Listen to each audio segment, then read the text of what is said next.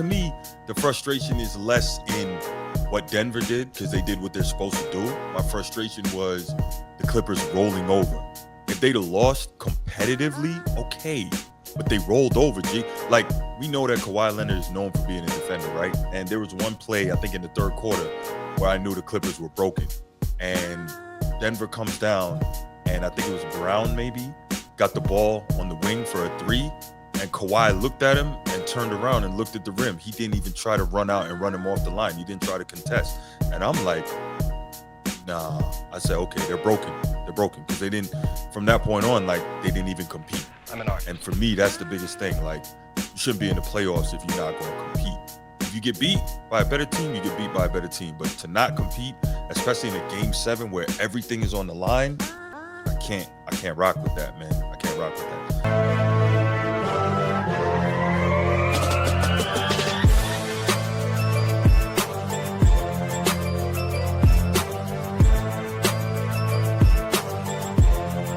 If you're watching here on YouTube, make sure you go ahead, click that subscribe, that like, that notification bell. Make sure you're kept aware anytime we drop new content on the channel. If you want the audio-only version of the podcast, open up your audio podcast platform, hit the search bar, type in The Format Podcast, and we should come right up. If you enjoy the content as you listen, make sure you give us a like, a 5-star review, and drop a comment. All that stuff helps us rise in the algorithm, helps us find more sports fans, helps more sports fans find us, and write it down, put it in your phones, make a note of it. The Format Podcast is live Sunday mornings at 10 a.m. Eastern.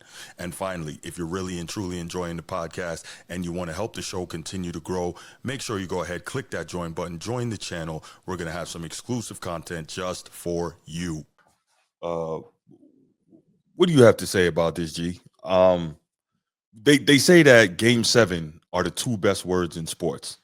And we expected after this series that's been back and forth and guys have really played, truly expected to see, one of those type of Game 7s. Hopefully expecting to see like what we saw from the Knicks and the Pistons, right? We got nothing of the sort, G. We got an absolute boots to asses. I'm disgusted with what we saw last night from the Clippers, man. I know Ty Lue is disgusted because he's a way better coach than this, but the coach going to get a big piece of the blame for that. Where are you on this, man? What the hell happened? They just got out muscled. That's the best thing I can say. They got out muscled, man, outplayed. It seemed like that the fact they didn't have their head coach didn't bother them. This game probably wouldn't have went 7 if their head coach was there. But they made necessary adjustments when the Clippers didn't. And I actually was going for the underdogs in the Clippers in this, but I don't think they had enough reps throughout the season as a team. And that showed, like, during the stretch, they had like nothing for just role player guys was giving them the blues. And just looking at Kawhi, he looked like he was winded out there. He did everything he could possibly do to try to win. It was just, some players came out the bench, man. They ain't had nothing for them. And they bigs got in foul trouble early. So that was another thing. But Aaron Gordon, man, like, you just seen people not really trying to defend or not trying to be physical because they was in foul trouble. So if it was a wide open shot, it was almost uncontested. Yeah. No, that's a great point. I think I was just it was hard for me to follow up on that because I was blown away by how quickly that game ended up being a 30-point spread, right? Now, it ended up being 19 at the end because the Clippers backups got in and they were still playing, right? They was like, man, we're going to compete because we're probably going to get traded after this. So let's put some good tape out there, right? So they weren't out there just running around. They were competing. But, man, so I had the Clippers winning this series for one of the main reasons that you mentioned with the Nuggets coach getting fired. I'm like, okay, there's no way that an interim head coach should be able to outcoach Ty Lue, who's a champion and one of the best coaches in the league, right? But Chief Sid Bubba's right, man. The Clippers going to clip. I mean, there's just it seems like there's some franchises that are just cursed, and it would take a Superman to get them over the top. I think they did everything they could in terms of keeping Kawhi Leonard healthy and ready to be able to play in the playoffs. And I think he did all right in the playoffs this season, but I don't know. They need more than that, and I don't know how they're gonna get it. I don't know where they're gonna get it from because they certainly aren't gonna get it for James Harden. And I heard Stephen A. advocating maybe last week for Kawhi Leonard, not Kawhi Leonard, for James Harden, based on how he's played this year to get paid again. And I'm like, what? Why? Like, I listen. It's not that I don't want dudes to get paid, but for me, your legend is made in the postseason, and that's every sport. And if you can't get that done, you don't deserve the big money, in my humble opinion. You just don't. Like Kawhi came out, and Kawhi averaged 25 in this series, right?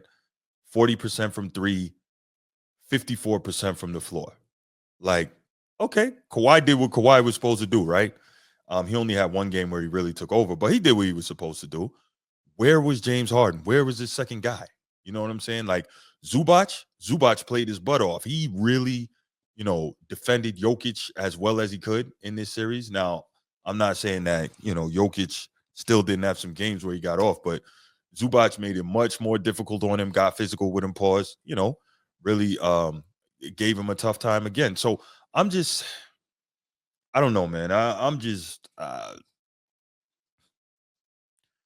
don't even like. I don't know, man. The Clippers, they really, and it's not even so much that they lost.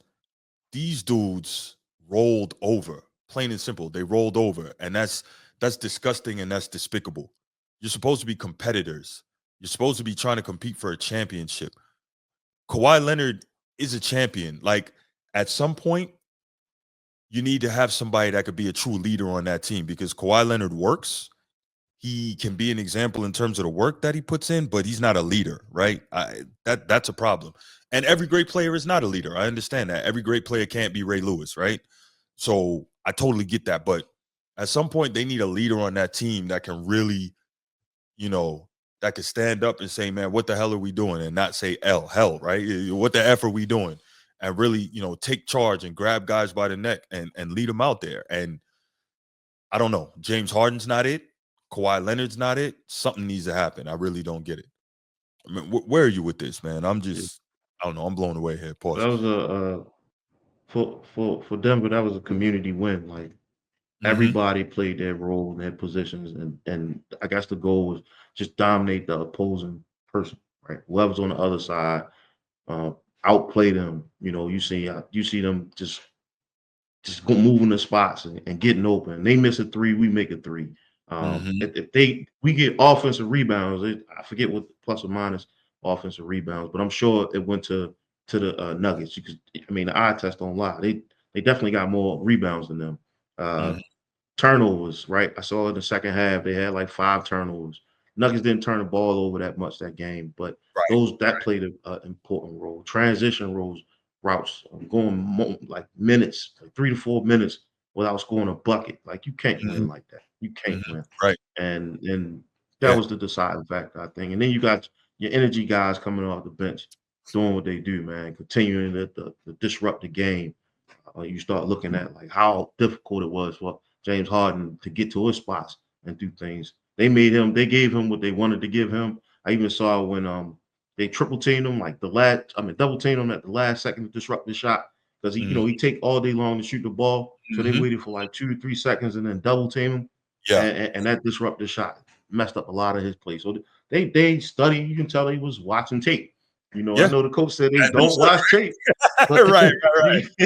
you can Yeah. tell they watched tape today or yesterday. So I mean, it was a whipping, man. It was not you did not want to be the L.A. Clippers, man. You definitely didn't want to be the L.A. Clippers. But I mean, can we really say that like this game was supposed to go to 7? Like when Aaron Gordon dunked the ball to Man. win the game, Yeah. Yeah. Yeah. Yeah. and I think we talked about that last week. But those was one of those things. I think that was the straw that broke the camel back because after that game, it was like we Yeah. already But know the how to beat Clippers them. bounced Like, back from that one, though. They bounced back from yeah, that one but and had a big win the following they game. What was that? Game six.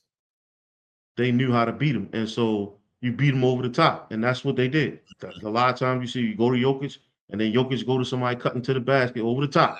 Mhm. Everything was over the top for them, and they couldn't defend the rim the way they wanted to. They had a 7 footer down there, but if he tied up with Jokic, that means nobody else there to slide to help. No help side. Right. That's why Right. you see Aaron Gordon. I keep talking about him because Yeah. I don't remember seeing a player have that many back 180 dunks in a game. Like he just No, I get it. No, I get it. it Yeah. just yeah, I don't remember seeing that, man. Like lobs, man, everything was 180. All right, Hmm. okay. No, Sending a message there. But no, you right in so much of what you're saying, G. But to me, the frustration is less in what Denver did because they did what they're supposed to do. My frustration was the Clippers rolling over. If they'd have lost competitively, okay, but they rolled over, G. Like we know that Kawhi Leonard is known for being a defender, right? And there was one play I think in the third quarter where I knew the Clippers were broken, and Denver comes down, and I think it was Brown maybe got the ball on the wing for a three, and Kawhi looked at him and turned around and looked at the rim. He didn't even try to run out and run him off the line. He didn't try to contest. And I'm like, nah. I said, okay, they're broken. They're broken because they didn't, from that point on, like they didn't even compete. And for me, that's the biggest thing. Like, you shouldn't be in the playoffs if you're not going to compete. If you get beat by a better team, you get beat by a better team. But to not compete, especially in a game 7 where everything is on the line, I can't rock with that, man. I can't rock with that. Um, Chad B says in the chat, James Harden's been one of the best go-to scorers since 2015. He's still second fiddle, similar to Jaylen Brown. So here's the deal. James Harden has been one of the best regular season go-to scorers. I don't know if you heard my little spiel during the quick hits earlier. You can go back and check it out later. James Harden is a guy who consistently disappears. He's 2-9 as a starter. Since he's become a starter in the NBA, he's 2-9 in elimination games in the playoffs. The dude doesn't show up. He just doesn't. So now to that point, this is in response to Bruce talking about people don't deserve to be paid is absolute BS. James Harden doesn't deserve to be paid the way he wants to be paid. Absolutely not. Legends are made in the postseason, and when you don't show up, you should not be paid like those guys. Plain and simple. You can argue that all you want, but you should not be paid like those guys. Like that's all there is to it. If you want to be paid on a certain level, play on a certain level. And the dude consistently flops in elimination games. That's all there is to it. So, I mean, feel how you want to feel, but if he doesn't get it done when he's supposed to get it done, so be it. You don't reward that. Um, Chad B says in the playoffs, teams are adjusting and shutting him down. They need a better player to take the pressure off, in my opinion. Cool. That's fine. And that's fine. But then we wanna call this guy, a top 10 shooting guard of all time. Or we want to say this guy should be getting super max deals and all that. No, no. Legends are made in the postseason. You don't do it, so be it. Um, Tim Jones says nobody cares that you dominate the regular season if you continually choke in closeout games. Correct. That's where it matters. That's where it matters.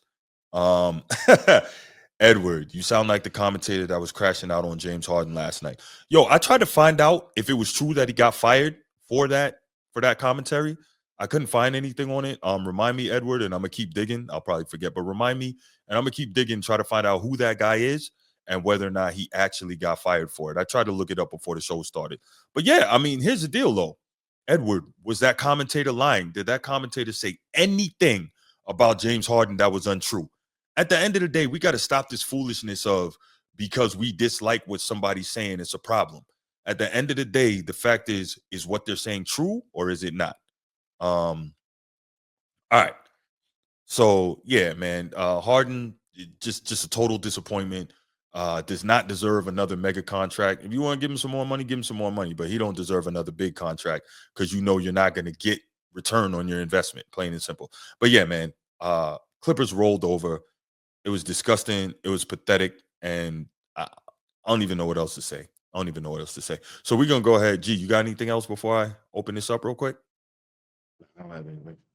All right. Y'all know what time it is. We'll take 2 calls on this, and then we will move on to the next topic, which I think we'll have some fun with. Edward, yes, he played as a point guard, but James Harden is not a true point guard. You also need his scoring. And if he's 2 of 8 with 7 points in an elimination game, that means that he didn't even try to compete and he didn't try to contribute in that important part of the game.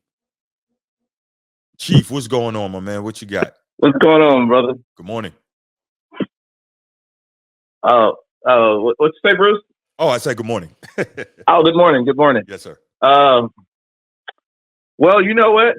I do get a slight bit of joy that the Clippers lose. So, As a Lakers fan, you would. as a Lakers fan, yes. And by the way, Gino, I gave you a super chat. You were right. I have to admit, you were right about the Lakers, G. Yeah, he threw up a $5 super chat yesterday. You spot on. I, although I didn't know JJ Redick wouldn't go play a center and make Rudy Gobert look like Wilt Chamberlain, but other than that, Man. but on this topic, I could tell you Denver coach David Adelman. Mm-hmm. I think he's been in the game a long time. His dad is Rick Adelman. Yeah.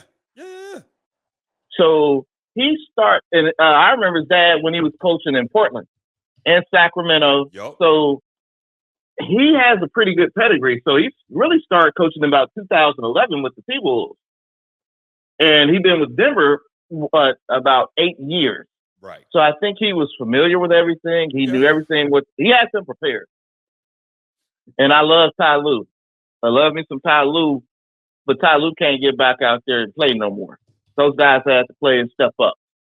But the Clippers are simply the Clippers. That's just who the Clippers are. And then James Harden, my boy, been missing since the playoffs since Houston days. Yo. He ain't showed up no more since then. He didn't show up in Philadelphia. He didn't show up in Brooklyn. And so I don't even want to get started on James Harden. My blood pressure go up this morning. Yeah, we don't need that, Chief. We don't need that. But I tell you what though, I know Eddie probably gonna call and say it's the second coming of Jokic that did it to him. So I'm keeping it short. Anything to add, G? Oh no. I think I thought Jokic had a quiet night, man. Like I didn't see a lot of game changing. Like with his pass, I think he beat him with his pass, but I didn't really see like the dominant scoring there. I mean, I don't even know what he finished with, but he did a really good job of facilitating the ball to the open player. I thought that was one of the big key reasons why they was able to take that win. And Kawhi he looked gassed, man. Like he looked like he should have played those 46 games he missed. Yeah. Yeah. It's gonna be a hard summer in LA this year, G. Yeah. Hard summer. Quick point on the Nuggets. They had 6 guys in double figures and a 7th guy with 9. So I don't know how you beat a team when they're playing like that. Yeah. The Clippers or the Nuggets? The Nuggets, apologies. The Nuggets. Yeah, absolutely. Yeah. Beat a team when they're playing like that. Yeah, but I know Eddie E-Dog gonna have something to say. I know he is. So I'm looking forward to it. All right, fellas. All right. Thanks for the call, Chief. Appreciate you. All right. Sir. Chad B, but here's the deal, right? Harden, same as Barkley, Iverson, Stockton, Malone. Harden didn't win. No, he's not the same as those guys because those guys showed up in these pivotal moments, right? It's not so much that they didn't win, is that he doesn't show up in these moments. That's the problem. That's the problem. It's not that there's a lot of all-time greats that didn't win, but you can't say they didn't show up. Dominique Wilkins didn't win. He never made an Eastern Conference Finals, but he always showed up. Charles Barkley, he made the NBA Finals, but he showed up, right? He showed up. It's just that he got beat by the greatest to ever do it. Allen Iverson, he made the NBA Finals. He showed up. You can't say that he didn't show up. Stockton, Malone, you can't say those guys didn't show up. You can say that about James Harden. That's the difference. All right, we'll take one more call, and then we'll move on to the next topic. I think if you got more turnovers than made field goals, and you'll score. I mean, that says it all. Great point, G. Fantastic point. No Barkley didn't what, Chad B? No Barkley didn't what? Didn't show up? Yeah, I want to hear that.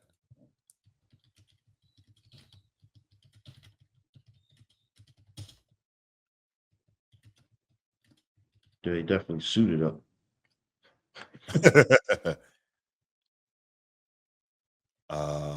Let's see.